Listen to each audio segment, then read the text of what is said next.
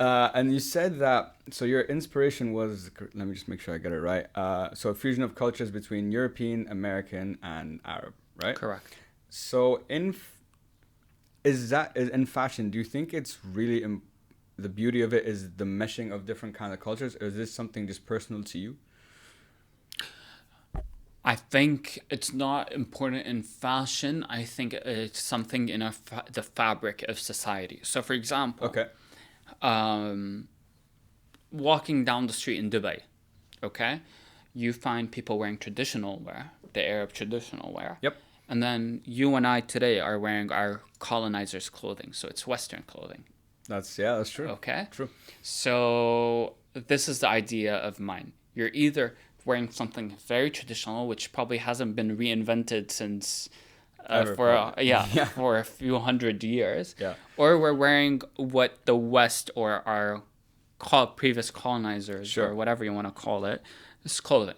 Okay. So when I came in, I'm like, no, I want to be able to wear something. Oh, there we go.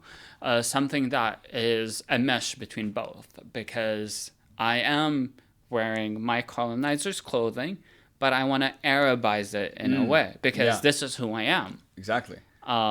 So yeah, that's kind of the whole, and why I say like European clean, because like I went to an Italian school. Like there's no way that everything has to happen on a pattern on a paper. Everything had to like So be measured. yeah. It wasn't like, oh, let's throw fabric and like no, that's not how Italians work. Like it had to be like the tutor would or the teacher would walk around with like a ruler measuring every single thing when we were creating, and it was just like as hectic as possible. So that's why like I say that with European clean cuts, because that was how it was. That's how it was. What other cultures or what other like fashion things or cultures do you like that maybe in the future you'd like to incorporate into your clothing as well?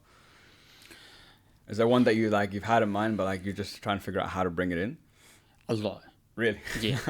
I think you know me, and we've known each other for a long while. I am obsessed with travel. Yeah. I tend, as when I get the opportunity, I love traveling and really getting to meet people of different cultures. But yet again, I always kind of look at it, and maybe that could hinder me, or it could be my source of power. Sure. Is that I, as an Arab, well, modern Arab, let's put it that way, as an Arab, that with that blend, how do I translate it to myself? So even if I'm inspired by a Japanese culture, but how do I view it as an Arab, and how do I want to consume it? Yeah. How do you want to portray that thing that you like? Exactly. Okay, I got you. No, that makes a lot of sense. And one thing I was thinking about, so if you go like Japan, you go Paris, you go Italy, whatever. Everywhere in the world has like, that's how they dress there, you know? That's the fashion there. So I was thinking, I'm like, does Dubai have one? Do you know what I mean? Like, does Dubai have like a fashion like staple, a culture? Do you understand what I mean? Like, oh, that's the Dubai look. But I don't think so. I don't know. What do you think? You know, I think you'd be better at judging. I don't think there's a Dubai look. I think there is a personality that you kind of people have in Dubai, which tends to be more of kind of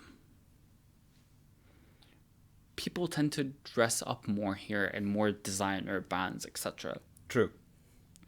The amount of brands that you wear on a single day in Dubai will make you a target in Europe if you were walking down the street, right? Yeah.